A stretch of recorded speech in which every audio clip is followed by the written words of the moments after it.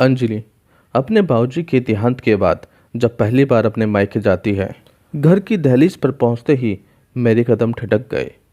हृदय और मन में उदासीनता छा गई। मन मस्तिष्क में बाबूजी छाए हुए थे। उनके जाने के बाद पहली बार छुट्टियों में मायके रहने आई थी। आज अजीब सी खामोशी थी दहलीज पे। जैसे ही दहलीज पर दस्तक होती तो बाबूजी अपनी कड़क आवाज़ में बोलते, सरला, दहलीज का संकल खोल दे, अंजलि आ गई। ना जाने कैसे मेरी दस्तक से ही उन्हें मेरे आगमन का आभास हो जाता था। कुदरत ने कुछ अजीब सा रिश्ता बनाया है माता पिता और संतान के बीच। माँ दहलीज खोलते ही लाडो कहकर गले लगा लेती और बाबूजी अंजलि आ गई, अंजलि आ गई कहकर घर में सबको आवाज़ लगा लगा कर पूरे घर को सर पर उठा लेते। अपने स्नेह भरे अतीत में खोई थी मैं कि तभी दहलीज खुलने की आवाज़ आई। सामने रामू काका खड़े थे। रामू काका हमारे परिवार के सदस्य के समान थे। घर के सभी काम अत्यंत निपुणता से करते थे। परिवार को एक सूत्र में बांधने की जिम्मेदारी बखूबी निभा रहे थे। वरना आजकल के ज़माने में संयुक्त परिवार लुप्त होते जा रहे हैं। बाबूजी के ज़माने से थे, इसलिए सभी परिवार वाले संपूर्ण मान देते थे उन्हें। आओ बिटिया, लाओ सामान मुझे दे दो कहकर रामू काका मेरे हाथों से सामान ले लेते हैं। बाबूजी के सामने जो घर आंगन घर वालों की हंसी ठिठोलियों से भरा रहता था, वहाँ अब सन्नाटा खड़ा हो गया था। अगर बाबूजी होते तो इस सन्नाटे के स्थान पर शोर शराबा होता।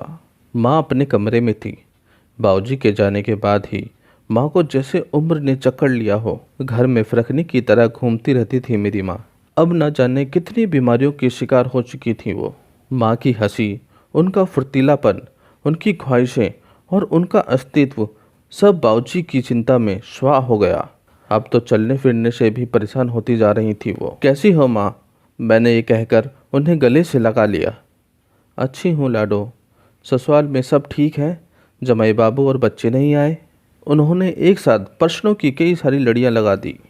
अरे राबू, जब तीनों बहुओं को कमरे से बुला ला, कह दे कि अंजलि आई है। बिना अपने प्रश्नों का उत्तर लिए माँ अपने ही रो में बोली जा रही थीं। उनकी लाड़ भरी बातों से मेरी आंखें भीग गई। हर बात की कल्पना में बाबूजी आने लगे थे।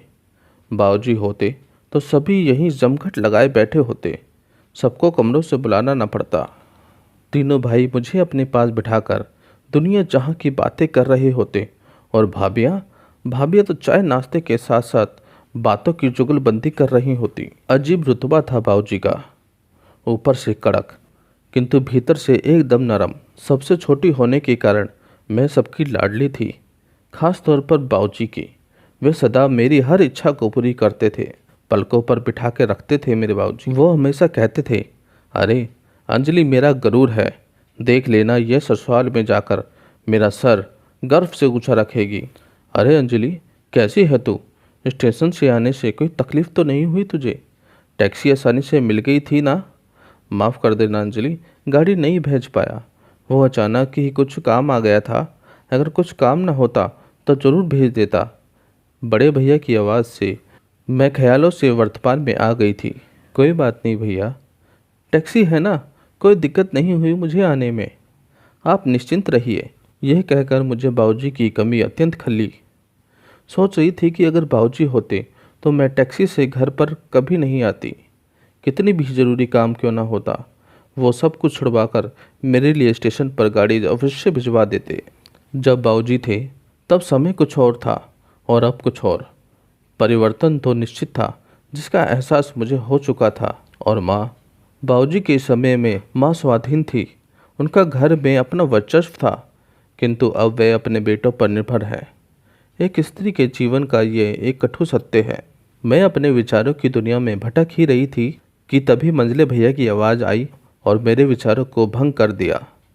अरे अंजलि, कैसी है तू? अकेली आई है? विशाल और बच्चे नहीं आए? मैं अच्छी हूँ मंझले भैया। बच्चे पढ़ाई में व्यस्त थे और विशाल, उनका तो आपको पता ही है, कभी मीटिंग आ जाती है, इसलिए सोचा कि मैं ही चली आती हूँ अकेले। आखिर छुट्टियों में मायके तो आना ही था ना। माँ की और आप सभी की बहुत याद आ रही थी। चलिए, अच्छा हुआ कि तू आ गई।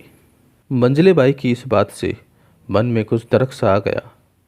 क्या भैया को विशाल और बच्चों को न आने का जरा सा भी अफसोस नहीं है? अगर बाबूजी होते तो इस बात पर अपनी कड़क सी आवाज़ में बोलते, मुझे विशाल और बच्चों को ना लाने के लिए डांट लगाते और कहते, अंजलि, बच्चों की पढ़ाई और मीटिंग कुछ दिनों के लिए आगे पीछे हो सकती थी। एक छुट्टियां ही तो मिलती हैं सबको मिलने जुलने के लिए, उसमें भी तूने बच्चों को पढ़ाई लिखाई में लगा दिया है। अरे बच्चों के बिना उनका ननिहाल सुना है, समझी? फिर मंझले भाई की तरह छोटे भाई ने भी उनके वाला वाक्य दोहराया। थोड़ी देर बैठकर सभी वापस अपने अपने कमरे में चले गए। ऐसा लग रहा था कि जैसे मानो कोई औपचारिकता पूर्ण करने आए हो। वो भाई बहन वाला प्रेम, स्नेह, चहुलबाजी, हंसी ठिठोलियाँ सब लुप्त होती जा रही थी। जिस घर आंगन में मैं पली बड़ी, हंसी खेली, आज वो सोने खड़े थे। बाबूजी के बाद मायके में इस परिवर्तन को अपनाना बहुत पीड़ादायक हो रहा था। सोचना जितना सरल था, यथार्थ स्वीकार करना उतना ही कठिन। मायके में तो हर बेटी के प्राण बसे होते हैं। आखिर जन्म से विवाह तक कितने वर्ष जिए थे उस बेटी ने। अपना बचपन जीने के लिए छुट्टियों का बेसब्री से इंतजार होता है। एक मायका ही तो होता है जहां हम सभी बेटियां हृदय खोलकर बातें करती हैं, हंसती हैं। पूरा सप्ताह बस ऐसे ही औपचारिकताओं में बीत गया। ना कोई लाड़चाव हुए और ना ही कोई हंसी ठिठोलियाँ। बस एक घर की बेटी का औपचारिक रिश्ता बनकर रह गया था। बाबूजी होते तो मैं इसी पूरे सप्ताह में पूरे वर्ष भर के लिए यादें संजोकर उन्हें समेट लेती और अगले वर्ष पूरे उत्सुकता और उत्साह के साथ छुट्टियों में मायके आने का इंतजार करती। पूरे लाड़ चौचले होते मेरे। और फिर भाई भाभीियों ने मुझे पूरे रीति रिवाज के साथ विदा कर दिया। अच्छा अंजलि, ठीक तरह से जाना और हाँ, सुकुशल पहुंचने के बाद फ़ोन ज़रूर कर देना। अच्छा अंजलि, चलता हूँ, अपना ध्यान रखना। अपना कर्तव्य पूरा करते हुए वह चले गए। अपना ध्यान रखना, बाय अंजलि। स्टेशन पर छोड़ने आए मेरे बड़े भैया सीट के नीचे मेरा सामान रखते हुए बोले। मैं उन्हें जाते हुए देख रही थी। मेरी आंखें लगातार बह रही थीं। सोच पर हमारा बस नहीं होता, वह दिमाग पर हावी हो ही जाती हैं। सोचने लगी कि अगर बाबूजी होते तो वह ट्रेन जाने से पहले कभी घर की तरफ नहीं जाते, बल्कि ट्रेन जाने तक जब तक मैं उनकी आंखों से ओझल ना हो जाऊं, वह अपना ममतामय हाथ हिलाते रहते। और मायका सभी बेटियों का गरूर और शान होता है। हर बेटी के हृदय की कामना होती है कि उसका मायका खुशियों से आबाद रहे। माता पिता के बाद भाई भाभीियों से उनका मायका सदा बना रहता है। उसके द्वार खुले रहते हैं, पूरा मान सम्मान मिलता है। किंतु ये सब एक शाश्वत सत्य है, लाड़ चोचले बेटियों के माता पिता ही करते हैं, वरना बात बात पर बाबूजी होते तो ये कभी याद नहीं आता।